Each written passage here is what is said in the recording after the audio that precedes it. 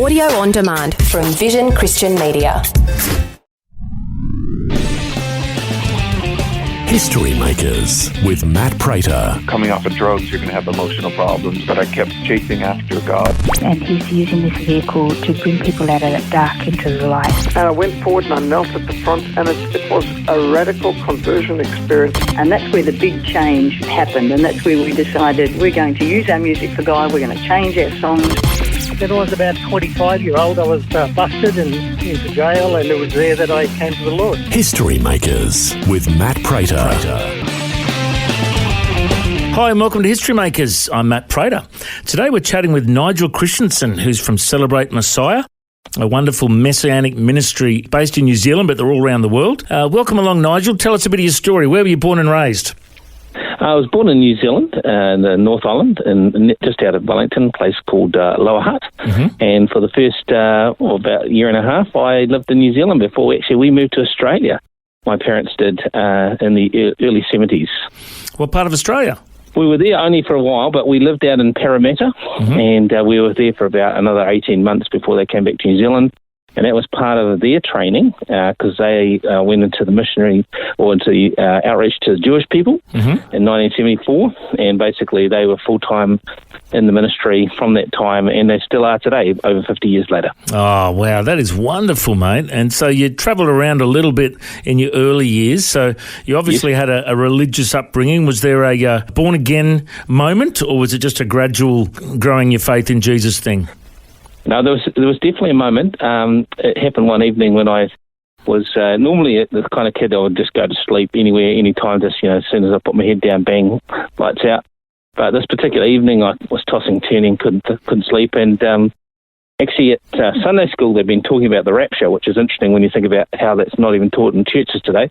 And I was only about 6 or 7 at the time. But they made it clear that Jesus was coming to take those who loved him to be with him. And I was sort of going through that and realising, hey, well, if Jesus did come back, basically my parents would go, my grandparents would go, because they were all believers, my uncles and aunties would go. So everyone who was older than me would be going because I knew they were all believers or Christians. And so I thought, I'd have to go and live with the neighbours, and I wasn't particularly happy with this idea. And so I was thinking about it and also realised that I needed to make a decision myself. They'd made it clear that just because my parents were Christians didn't make me a Christian, going to church didn't make me a Christian, that I had to make a personal step of faith myself. So that's what I did. I don't remember what I prayed, but I'm assuming just a very simple prayer of faith. And basically I just had real peace about that when I did, and went to sleep. And basically that was, I guess, the start of my walk of faith with the Lord. Did you notice a big change in your life at that time? Yeah, I did, and so did my friends. I basically started preaching, but I wasn't very gracious in the way I did it. Being only 6 or 7, I was a bit hellfire and brimstone, and I basically kept preaching till I had no friends. And so I learned a lesson out of that, which is it's not my job to save people. Sure, I should just share the gospel, but do so in grace and love. And so that was an early lesson to learn about what it means to be a believer, and that sometimes you can have zeal without knowledge, and that was pretty much me at the beginning there. Yeah, I think we've all been there, mate. There's all been times where we've been like a bull at a gate and realised, they didn't like the way I said that. No. And, what does the Bible say? Let your conversation always be seasoned and full of grace, so that you know how to answer everyone. You got to balance things, don't you? Yes, I had to learn that lesson. But, it was a valuable lesson, and I certainly had plenty of enthusiasm to share the message with my friends, and I remember praying for them when I was a child. I had my list of friends I'd be praying for and so on. So, yeah, it certainly made an impact on my life, and I guess changed the focus of my life quite considerably. And tell us a bit about your early career. Like, what did you do after school? So when I left school, I was a bit of a loose end for a while, but eventually the Lord led me into being a primary school teacher. And basically for over a period of about 15 years, I was a primary school teacher, both in New Zealand, but then later on in the United Arab Emirates for a period of about 4.5 years over in that country. And then I went from there and came to a job in Australia again. But that one didn't turn out, unfortunately, and that only lasted about 6 months, and I headed back to New Zealand. And so the job in Australia was actually at a Christian school, and then I came back and taught in the Jewish school that is now closed, but was in the Wellington Community Jewish Centre in Wellington, the Orthodox Community Centre.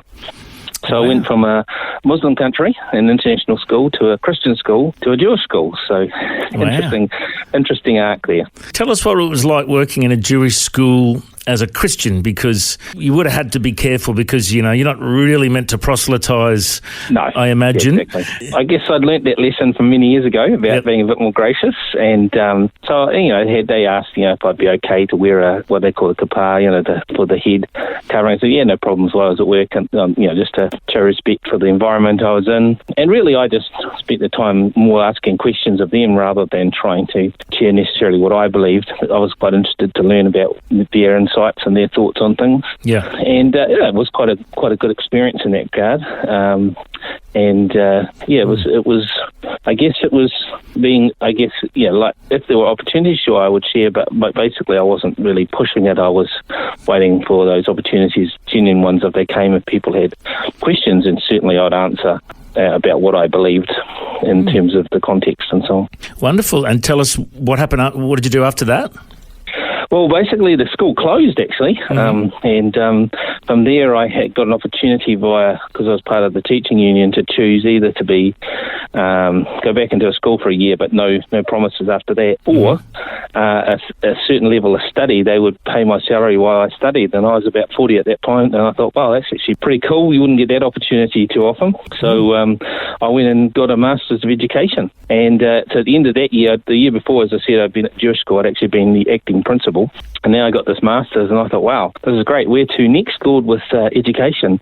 And it was that point Lord said, no, you're done now. You're going to move into ministry. So that took me by surprise. And did you go straight to Celebrate Messiah then? No, it was a bit of a journey, but that's where I ended up. And basically, God, through a various set of circumstances, brought me in contact with Scott Brown, the then director of Celebrate Messiah. And we had various conversations. And then once I started seeing that God was closing the door to primary schools and that I just couldn't even get interviews, nothing, it was just an absolute bolted shut door, I started thinking about where that might be leading next, and basically talked to my dad, and he said, look, you should talk to Scott Brown, but, being a dad and me being his son, don't always listen as well as you should. And so I thought, oh, yeah, okay, whatever. And then basically there was another chap turned up. He's an evangelist named Graham Ashby. He came into town, and I asked him the same question. He gave me exactly the same answer. You should talk to Scott Brown. So I thought, okay, Lord, I'm taking note now. Yeah. Listen, going to talk to Scott Brown. And basically that was the start of a process of investigating, working with him. And about a year later, I said, oh, do you have a role for me in your ministry? And he said, oh, yes, we do. What I didn't realise, I just had a board meeting, and on the board meeting agenda was find someone in the North Island. And of course, I happen to be living in the North Island. So wonderful. It was God's provision. And so, that was starting the process of working with Celebrate Messiah. And I officially came on board with them in a supported role. What's the heart behind the ministry of Celebrate Messiah? Well, Celebrate Messiah has a mission to basically bring the message of Messiah to the original messengers. So that's in our country, that's largely Israelis, because we don't have a huge Jewish population. And so thousands of Israelis come through this country every year. And so we have a mission of hospitality evangelism to share the gospel with Israelis travelling through the country. And we have 2 hospitality sites in the South Island that we use to do that. Mm-hmm. And then also, as I said, the other part of it is to equip the church to do likewise. So basically, that's my sort of role mainly. I go around, I'm an itinerant Bible teacher, and I go around churches and really have a focus of trying to engage them with the amazing resource that the Old Testament provides, and showing how, as Christ said, he's in all the scriptures, and also help them to have a heart for the lost sheep of the house of Israel, so that if they have opportunities, they'll be in a good place to share the gospel with an Israeli or a Jewish person.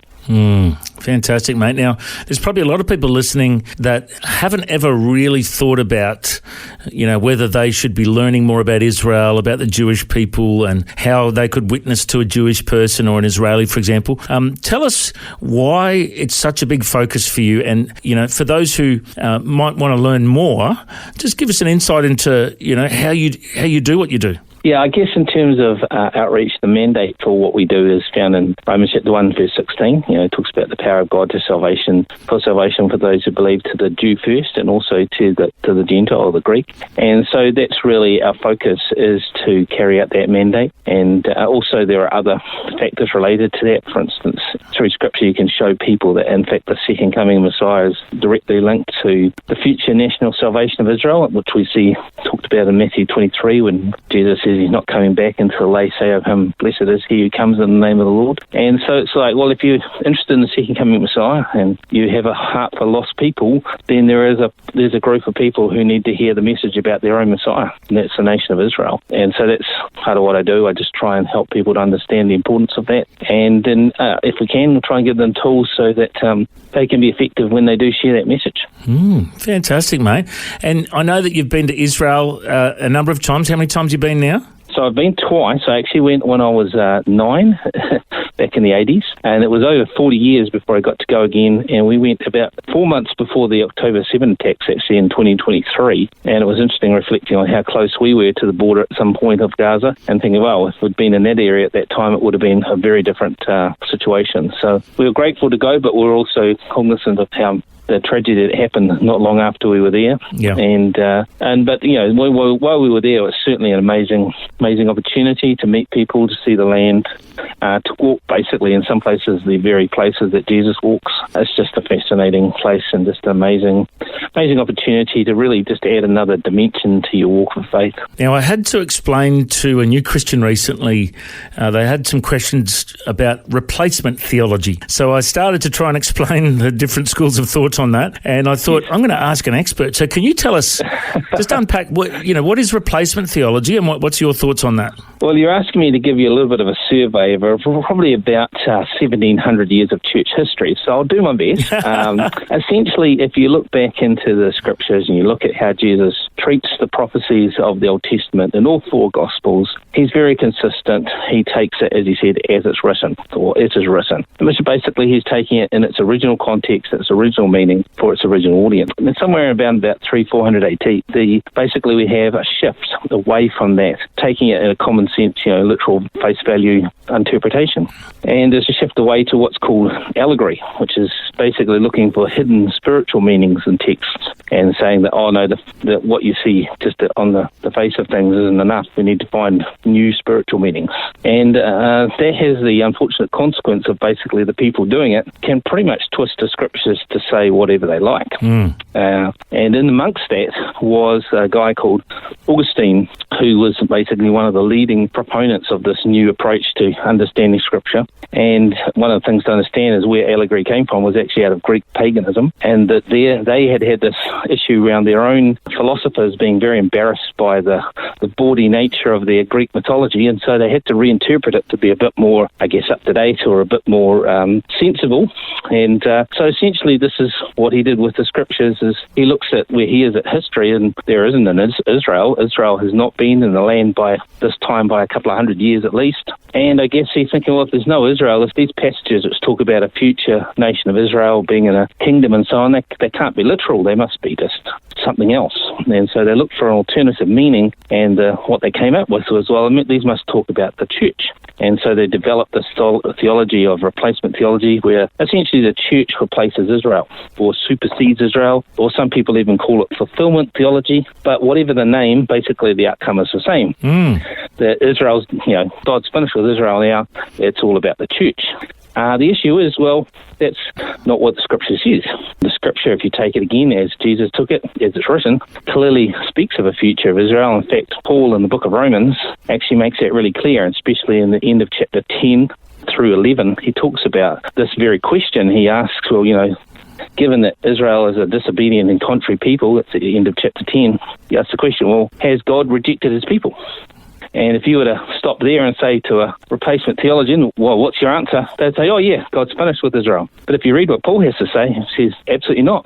Certainly not. Yeah. That's not true at all. And so if you read the rest of that chapter, you actually see him warning Gentiles not to become arrogant towards Jewish unbelievers.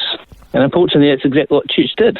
They became very arrogant towards the nation of Israel, Jewish unbelievers, sort of we're better than them kind of thing, and forgot what Paul had actually said, which is, hey, we don't support the root. That is, the foundation of our faith isn't from us.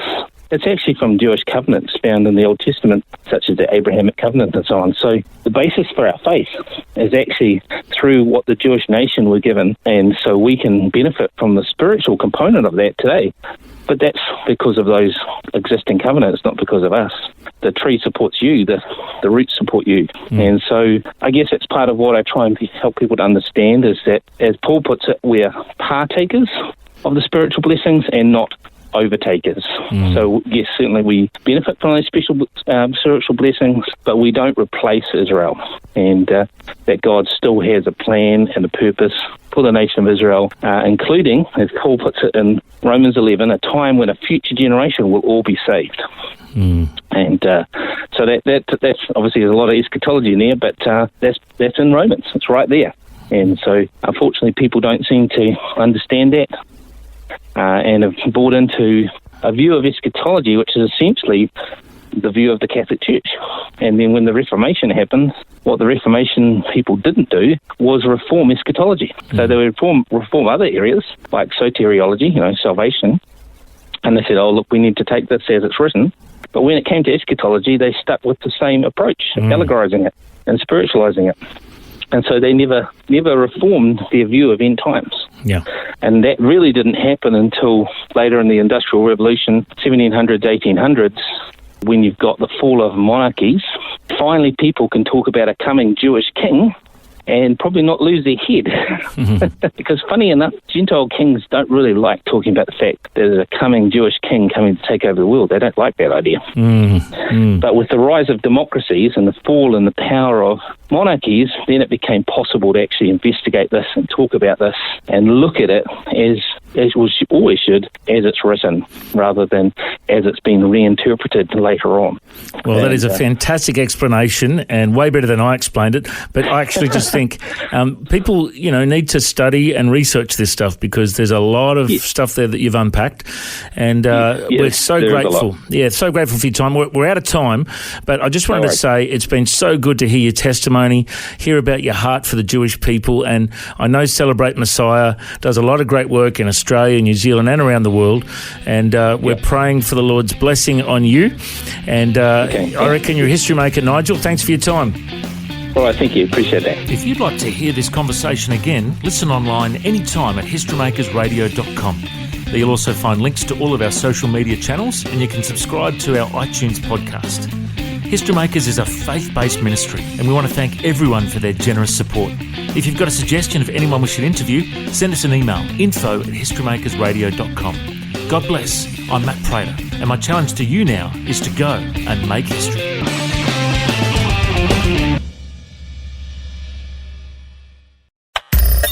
Thanks for taking time to listen to this audio on demand from Vision Christian Media. To find out more about us, go to vision.org.au.